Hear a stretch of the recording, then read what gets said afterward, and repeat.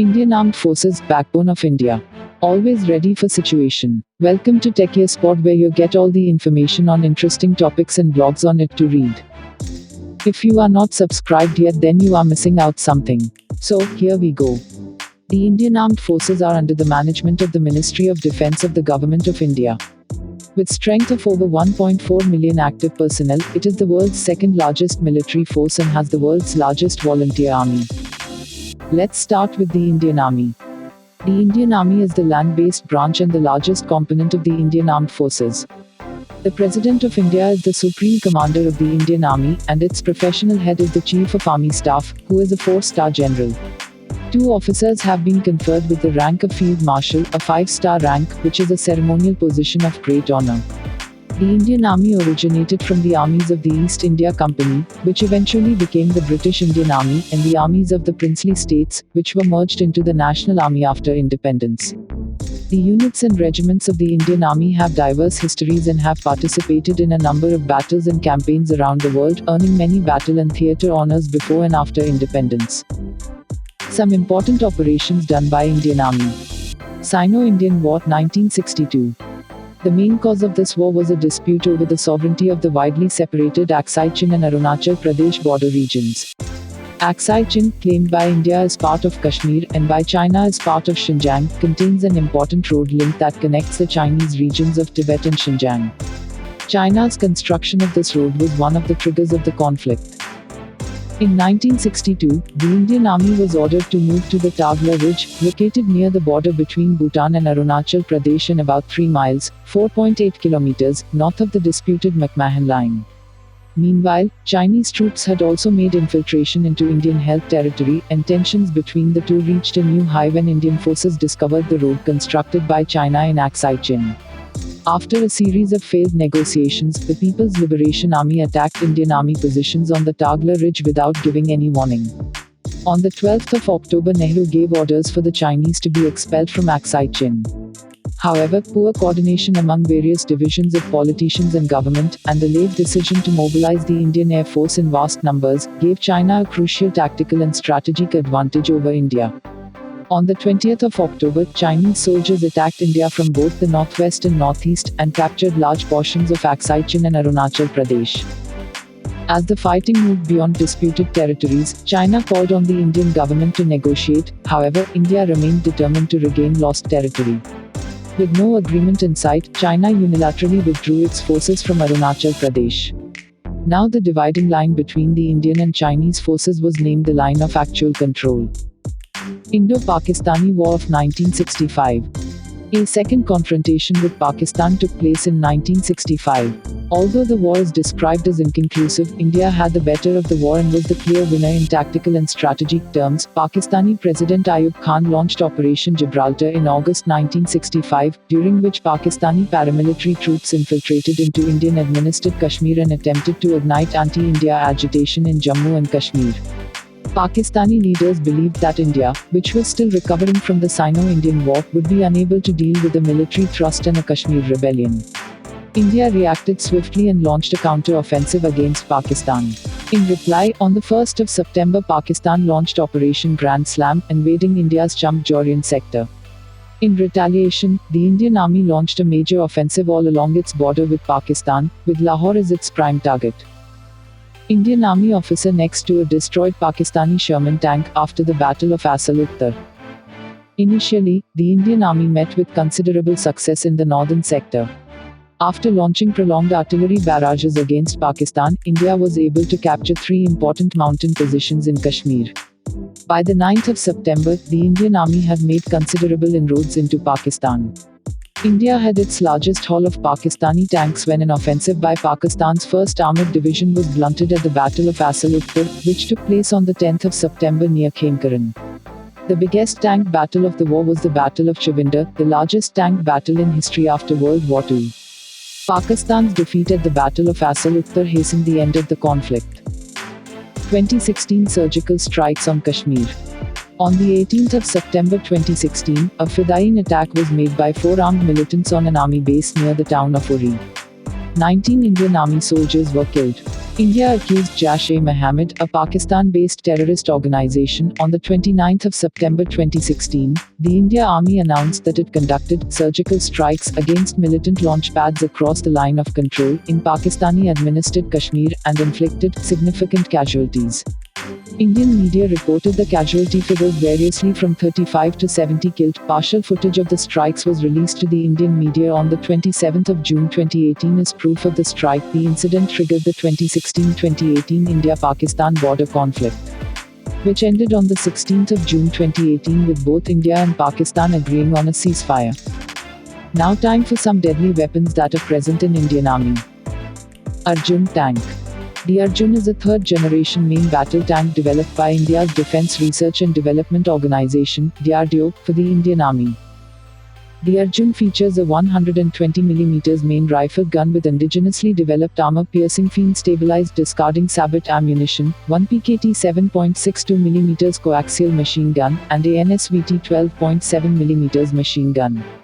It is powered by a single MTU multi-fuel diesel engine rated at 1,400 horsepower, and can achieve a maximum speed of 67 km per hour, 42 miles per hour, and a cross-country speed of 40 km per hour, 25 miles per hour.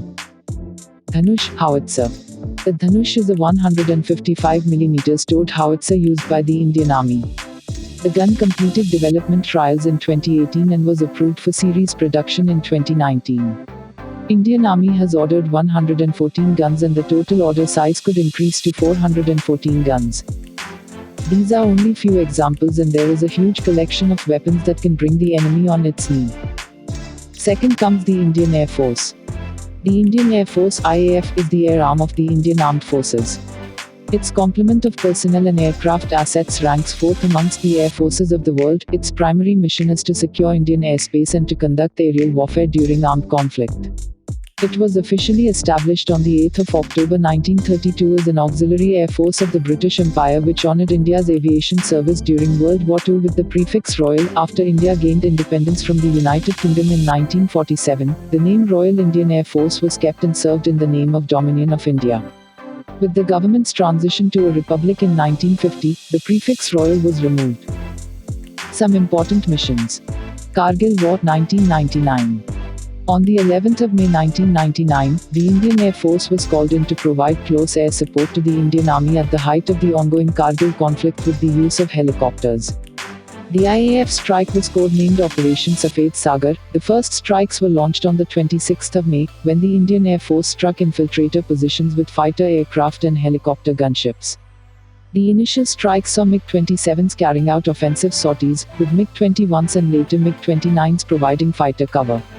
The IAF also deployed its radars and the MiG-29 fighters in vast numbers to keep check on Pakistani military movements across the border. Srinagar Airport was at this time closed to civilian air traffic and dedicated to the Indian Air Force.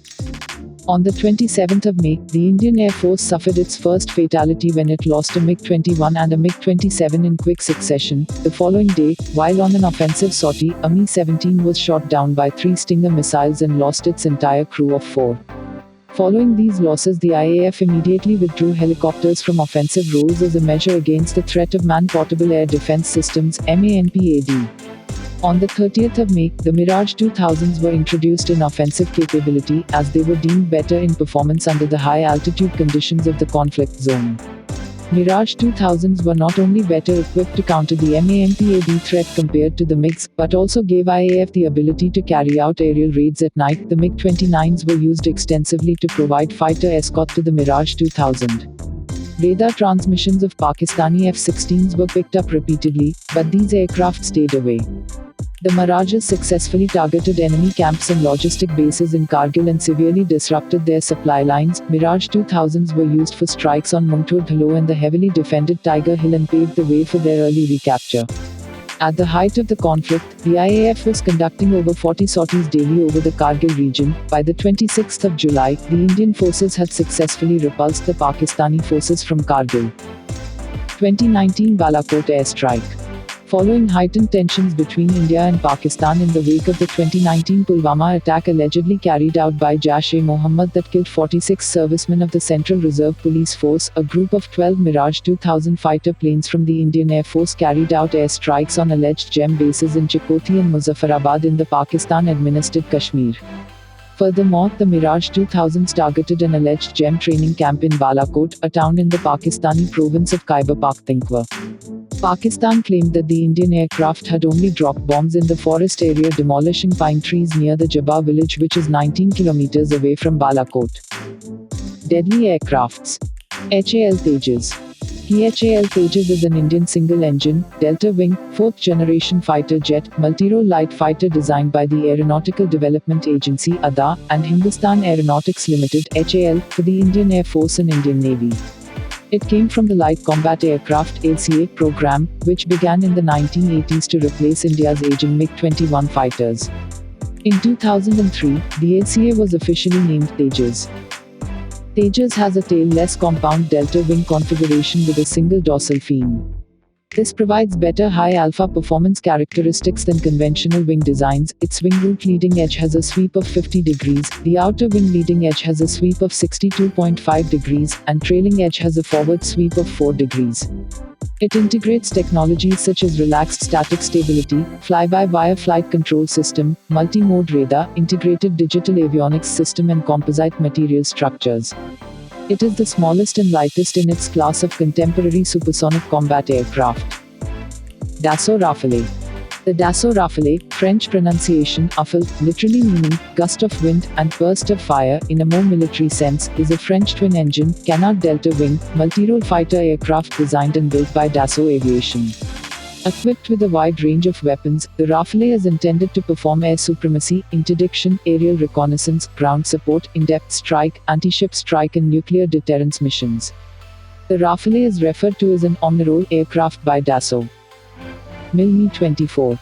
The MiL-Mi-24 is a large helicopter gunship, attack helicopter and low-capacity troop transport with room for 8 passengers. It is produced by MIL Moscow Helicopter Plant and has been operated since 1972 by the Soviet Air Force and its successors, along with 48 other nations. Now it's turn for Indian Navy.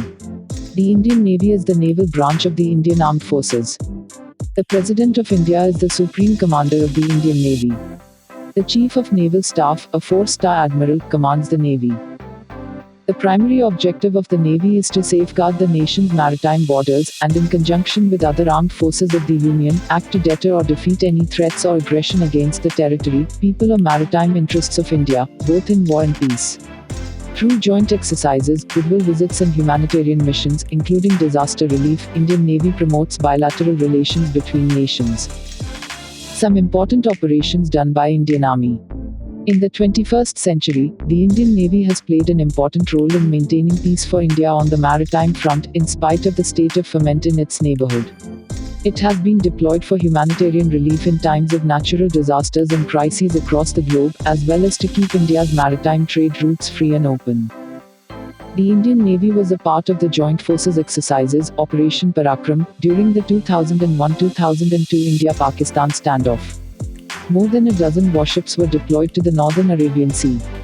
In October, the Indian Navy took over operations to secure the Strait of Malacca to relieve US Navy resources for Operation Enduring Freedom.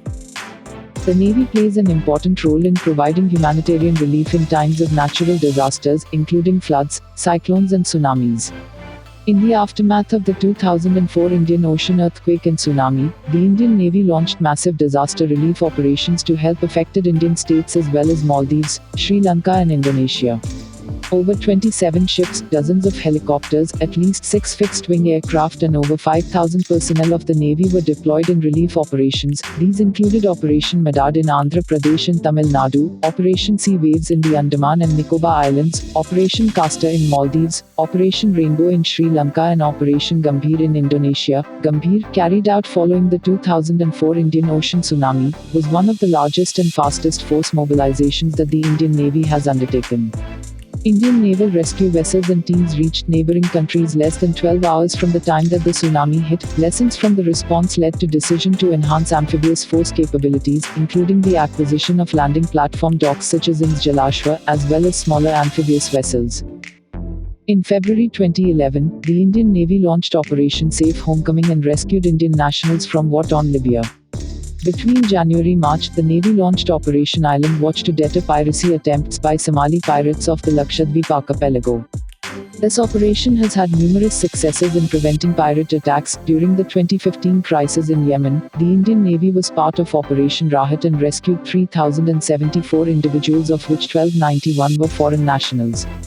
On the 15th of April 2016, a Poseidon 8I long-range patrol aircraft managed to thwart a piracy attack on the high seas by flying over MV Sezai Saleha, a merchant vessel, which was being targeted by a pirate mothership in two skiffs around 800 nautical miles, 1,500 kilometers, 920 miles, from Mumbai.